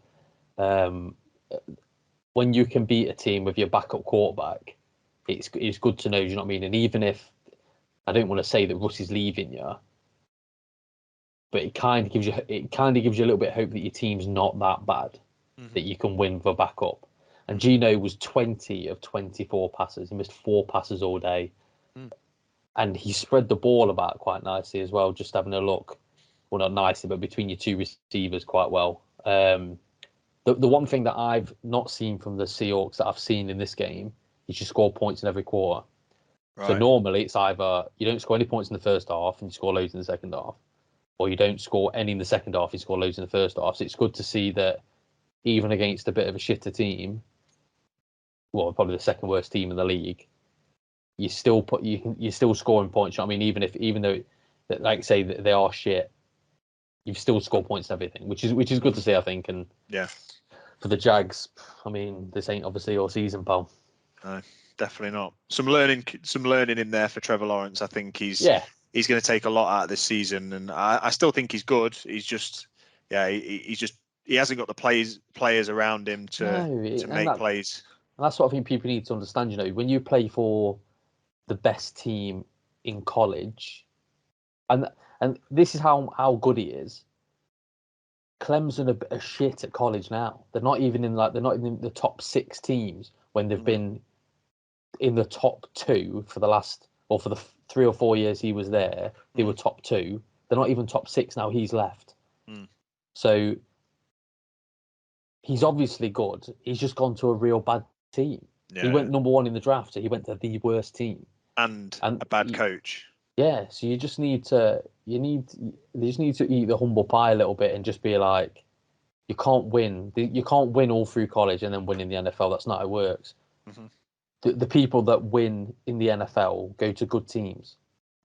Mac Jones went 15th or whatever he went. See, he went and they moved up to get him, or moved down to get him, up to get him, up to get him. So he went to a team that was maybe the 20th best team in the NFL. Do you know what I mean? Like, yeah. And he's winning a few games, so yeah. See, it's very rare that you win in college and then win in the NFL. That's not the way it works because you go into a shit team. So yeah, good stuff. Seahawks win. We've got playoff potential chances. I still don't know if we're going to get there, but at least there's hope. We will now move on to a new segment, and this one is in because the trade deadline is in. The trade deadline is tonight, and me and Dave were talking about some potential trades that we might like to see in the NFL, and so we are going to enter the tricks of the trade. So Dave, 3 trades that you'd like to see happen, or that you predict, or would have wanted to see, or with a few hours left would like to see. And I'll give you 3 as well. What I want is the player that's being traded, the team that they're being traded from, and 2, and what you believe it would take to get that deal done. Okay. So I'm going to say that the first person we've already spoke about, but it's indirect. I'm torn between which team I'm going to send him to. So I'm going to leave that one till last. Okay. Because I've got a team here, but I also think he would be great at another team. Okay. So the first one I'm going to say is a player who used to be a New York Giant and is with the Browns. So Odell Beckham Jr. Okay. I would like to see him, and I don't think they could do it because of the salary cap, or they'd have to restructure his contract, or they'd have to do something. and I would like to see him go to the Rams. Ooh. So I would like it because I think they've got Cooper Kupp and they've got Robert Woods, but Robert Woods isn't a second. He's like a third wide receiver. So I think they need to slot somebody in as a second option who's got more of that deep route, because Cooper Kupp's great on the slant. He's a bit like Devontae Adams. He can go deep, but he's better like in the slot on them shorter routes. And I think Odell Beckham would be great with Matt Stafford. Right. And now, if they could fit him under the salary cap, if they could fit him, I don't think they can, because they had to move a player they had to cut a player to be able to get Von Miller. So I don't think they'd be able to get him in. But in an ideal world, I think they'd get him for a second round pick. Yeah. Yeah, because I think the Browns want rid of him. So I think they would take a second, because he's not a first anymore, I don't think. No. I don't think coming off an ACL, I don't think he's worth a first round pick. But a second round pick to the Rams, yeah, they would give that up in a heartbeat for I don't know if they've even got one now, because I think they might have given it for Von Miller. But yeah, I'd agree that would get the deal done. I think if I was a GM, second round pick for Odell Beckham, if I was the Browns, I would probably say so. That leads me on to my pick, my trade of the week, and my trade is also Odell Beckham. Okay. My trade is also for a second round pick. So we agree again. Great minds. And mine is going to the Chiefs. See, I had the Chiefs and I removed the Chiefs for the Rams. Yeah. So mine's to the Chiefs. So I think, Odell Beckham goes to the Chiefs for a second round pick, and they send Josh Gordon back to where he began at the Cleveland Browns, just because they don't need him, and he's shit and he's not worth anything. But it just replaces a potential receiver that they might want or need. So I've gone, second round pick and Josh Gordon to the Browns for Odell to go to the Chiefs, because I think that would be dirty. It would be, and that was definitely in there. I moved that to put the Rams in, because I think the Rams are a more likely Super Bowl team now than the Chiefs. Yeah. But my reasoning basically of sending him to the Rams or the Chiefs was because I would love to see Odell Beckham while he's still while he's still at the back end of his prime. Yeah.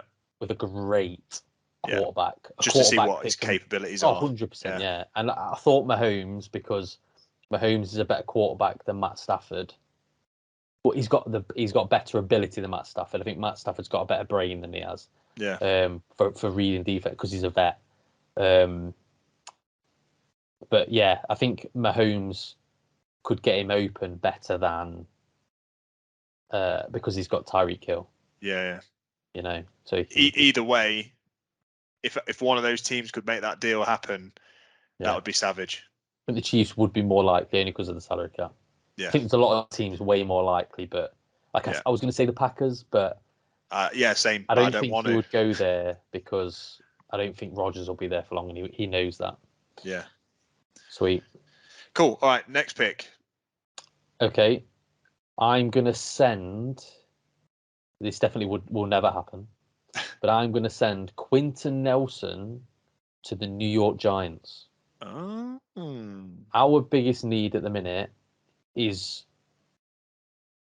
Quinton Nelson, in my opinion, is the best guard in football. Right. There's a good highlight reel, if anybody wants to watch it, on YouTube, of Quinton Nelson on Aaron Donald, 1-on-1, just like it in games.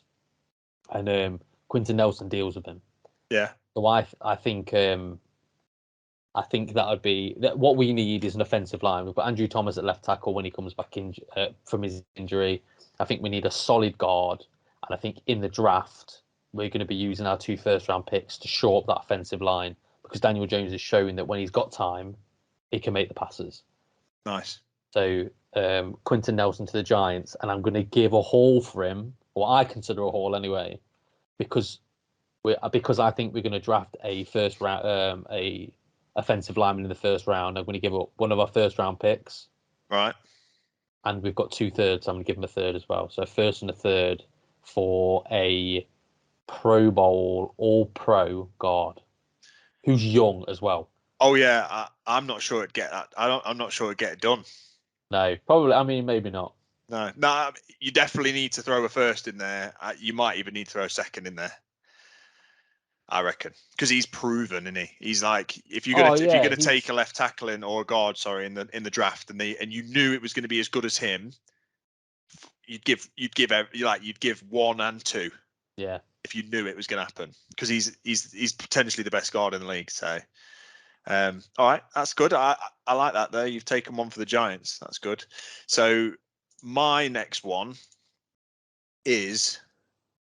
This one's just a weird one. I was just looking at teams and thinking, I wonder what they need and what players could go from where. So I've taken Marlon Mack from the Colts because they clearly don't need him anymore. Jonathan Taylor is their lead back and they've got Naheem Hines. And Marlon Mack, before his injury, was a very, very good running back.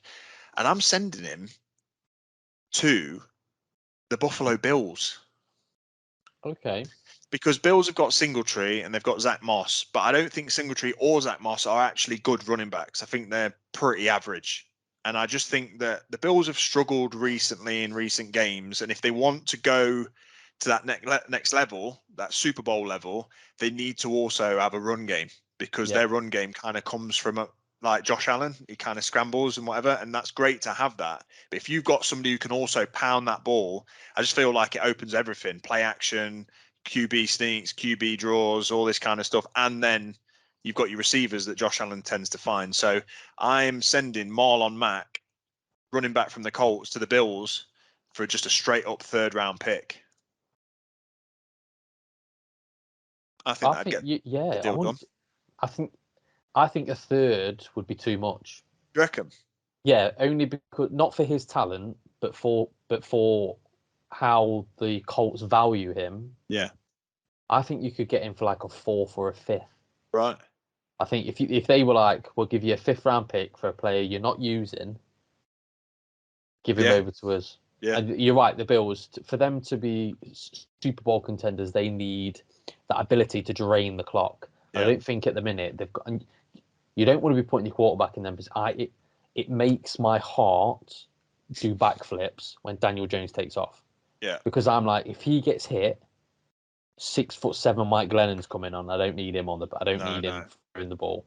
So I think you need to have a running back who can do that. And it's nice to have the quarterback who can do it and just escape every now and again. But you don't need him doing. It's just going to cut your career short when you get a concussion that week after week because your quarterback's getting melted. So I think that's a good option. Nice. And your 3rd and final trade.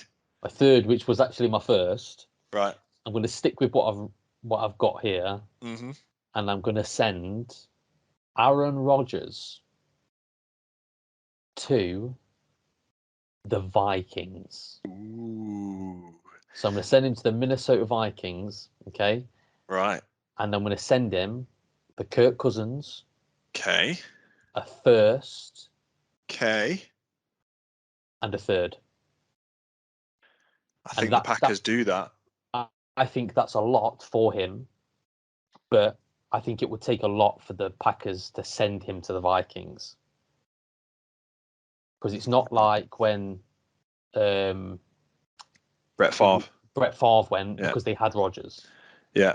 They don't have that guaranteed backup to make the Packers good. So I think they would probably play Kirk Cousins, I think. Yeah. And use that 3rd and a 1st and whatever later on to draft somebody a little bit better. But first, I would like to see him go to the Vikings because that's where Brett Favre went. I was going to say the Saints, Tim Tyver, the Saints, because the Saints are an instant Super Bowl contender with. Oh my gosh, Rodgers there because the defense. But I think the Vikings are in a similar place because they've got the wide receivers. And I would love to see Rodgers shitting on the Packers. Yeah. For 2 or 3 years with the Vikings. I would love that. Yeah. Yeah, I would. That's a good trade, and it's got a bit of history to it. Brett Favre did it. That's what I was thinking. Yeah, it's nice, lovely stuff. My final one is not as grandiose as that, but it does involve a quarterback. So I have got. The Seahawks are not going to get Daniel Jones. Yeah, just. I've got Daniel Jones going to the Seahawks for a 7th next year. And Russell Wilson, and Jamal Adams, and DK Metcalf.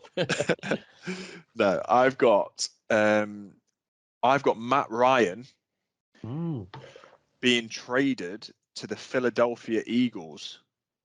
I wouldn't like that. For 2 first-round picks and Jalen Hurts. Oh, I think I nearly did one first-round pick. So I nearly went just 1 first-round pick and Jalen Hurts. But Jalen Hurts is a full-on turd with shoes on. So he's Jalen Hurts is worth a 7th round pick in 2029. I don't debate that. He is. If you went to the toilet and fished it out and put 2 of those goggle eyes on it, that's Jalen Hurts. He's not that good. So that's why I went for 2 first-round picks, because Matt Ryan's probably got 3 years left. Yeah, I think that's a Maybe. little bit steep for him. Do you think it's too steep?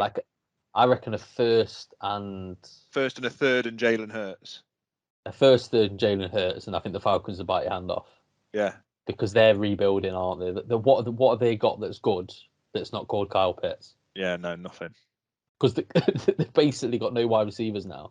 They traded Julio Jones, and Calvin Ridley's quit football. Yeah, that was big news. Actually, we missed that out, but yeah, we did actually. In case you're listening, don't know, Calvin Ridley has stepped away from football to deal with some personal issues, mental health kind of stuff. So that has left the Falcons in a hole. It has. Like that. Yeah, it definitely has. And I just thought that Matt Ryan, he's a good quarterback. The Eagles obviously don't have one. I don't think the Eagles feel like they're in rebuild mode as much as the Falcons are, albeit they're both very similar. They're both in very similar positions as teams. They've got old offensive linemen, old defensive linemen, and not a lot else outside the ball. But I just thought that the Eagles have got the capital. They got 3 first-round picks this year, so they could spare one of those. I know I've given 2, but say arguably you could spare one. You almost kind of disregard it. One's coming from Carson Wentz, so you could say, actually, look, Jalen Hurts is fucking terrible. So let's just give a first-round pick to the Falcons, take Matt Ryan, Matty Ice for a couple of years, just while they do their other rebuilding, and then you can maybe evaluate what you've got from Dallas Goedert and what you've got from who's the receiver that they took? Smith, is it? Devontae Smith. And you can maybe look and see what pieces you've got, because you cannot evaluate your team with Jalen Hurts running around like an actual chicken on the field. He looks like a chicken with a kit on. He's making Devontae Smith. I would like to see what he would have, because the Giants wanted him. I'm glad we didn't take him, because I think Kadarius Toney offers a lot more when he's healthy, and he's shown that. But do you know where just thinking about it now? Do you know where would be a great place for Matt Ryan in the same division? The Washington football team. Yeah, true.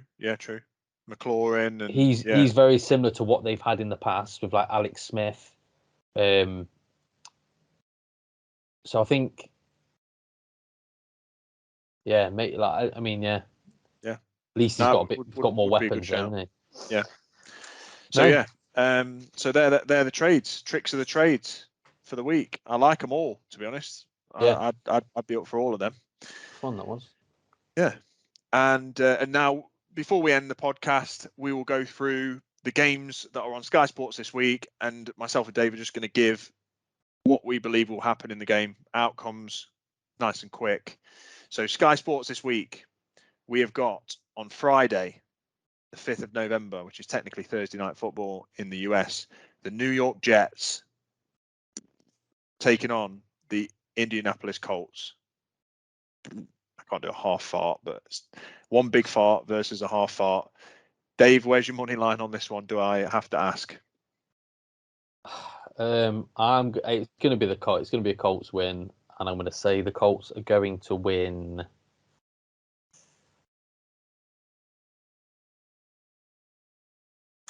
24-17.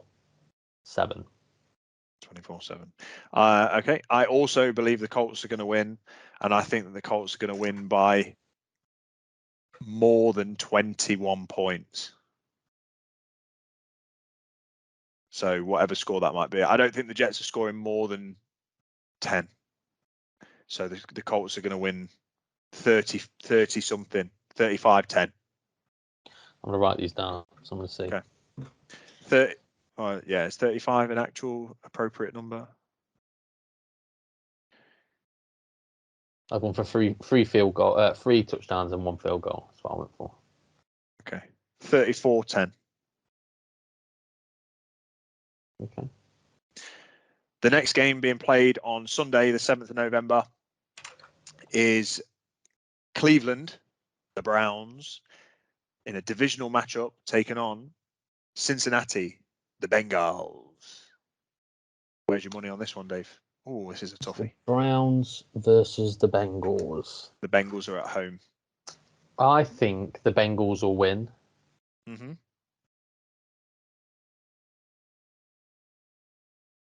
Bengals, Browns. But I think it will be a lowish scoring one. So I'm going to say that the Bengals are going to win 17-14. Okay. I'm going to go opposite. I'm going to say that I think the Browns come and win this one. I think Baker tends to have good games when there's like drama around him. So I think the Browns win, and I think they win 24 to the Bengals 17. Okay. Then we've got the Green Bay Packers without Aaron Rodgers taking on the Kansas City Chiefs at Arrowhead in Kansas City.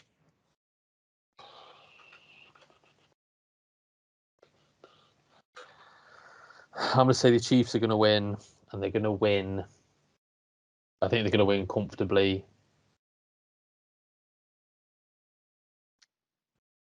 I want it to be a blowout. I'm going to say 35. Like I'm speaking this into existence. Okay. So You're channeling. I don't like the Chiefs because I think far too many people bum off them. And watching their fans shout next to the decibel meter was really annoying me because it kept skipping back to it. Like, I don't want to see that. I'm paying £40 a month, whatever the Game Pass is, to watch football, not idiot fans shouting to a microphone. I'm going to say that the Chiefs are going to win 35-7. Ouch. And I'd love to see that. That's because they've not got Rodgers playing, and I think Jordan Love, I think he's basically a shitter version of Jalen Hurts. Mm-hmm. Okay. I'm going to go with the Kansas City Chiefs also winning. I think the Packers will score some points because I think they're going to run. So I think they're going to score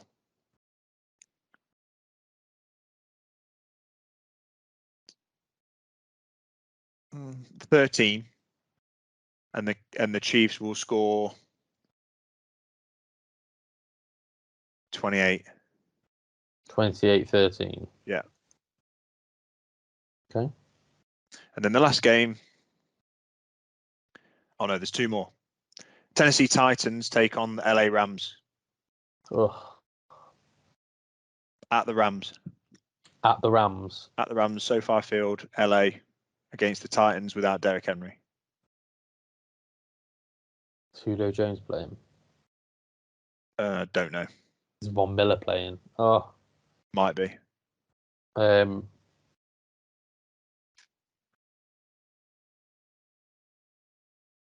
think the Rams are going to put it on him. Same.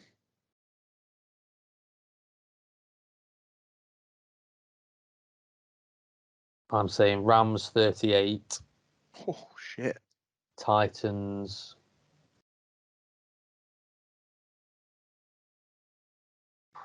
10. Ooh, okay. No. Titans 16. Okay. 38-16. and I'm going to go the Rams to win.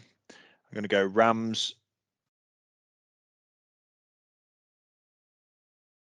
31. No, Rams 31, Titans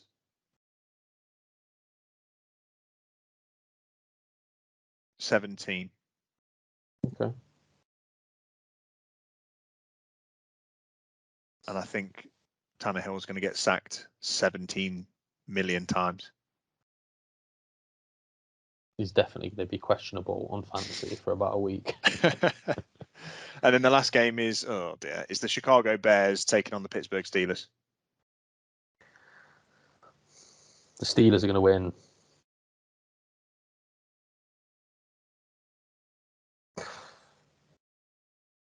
14-10. 14-10.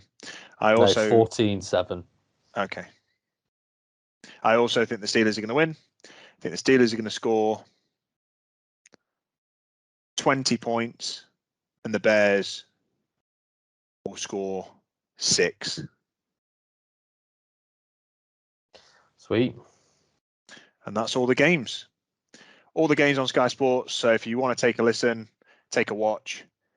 New York Jets versus Colts, Browns versus Bengals, Packers versus Chiefs, Titans versus Rams, and the Chicago Bears taking on the Pittsburgh Steelers. And that brings us to the end of our podcast. That's all we've got time for today. So thank you for listening, everybody, making it through yet another podcast of In the End Zone UK. Really appreciate the listen. Keep following us, keep telling people about us, and we'll be back next week. Next week, I'll be actually coming live from the US. I'm traveling there for work, Dave. So I will be Lucky boy. I'll be in Atlanta next week, and we'll do the podcast remotely.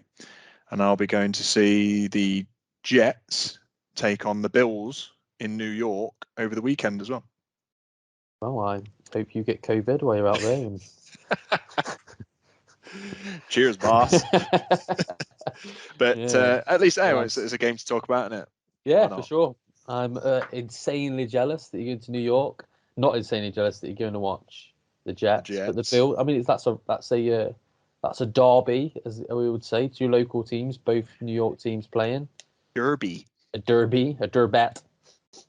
A derby. So yeah, but that'll be for next week's one. But I'll be in America for next week's podcast. So, yep. Thanks for listening, everyone. Take it easy. Stay safe. Goodbye from me.